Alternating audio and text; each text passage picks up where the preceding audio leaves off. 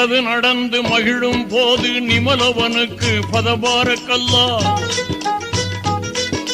நினைத்தது நடந்து மகிழும் போது நிமலவனுக்கு பதபாரக்கல்லாஹ். நினைத்தது நமக்கு நடக்காவிட்டால் நிச்சயம் உரைப்போம் நவூது பில்லாஹ். கூட்டாய் துஆவை கேட்கும் போது கூறிடுவோம் நாம் ஆமீன் என்றே.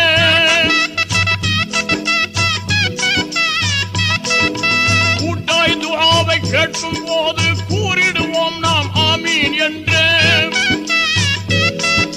நம்மில் ஒருவர் இறந்து விட்டால் நயமாய் உரைப்போம் இன்னா லில்லாஹ். அல்லாஹு அல்லாஹ், அல்ஹம்துலில்லாஹ்.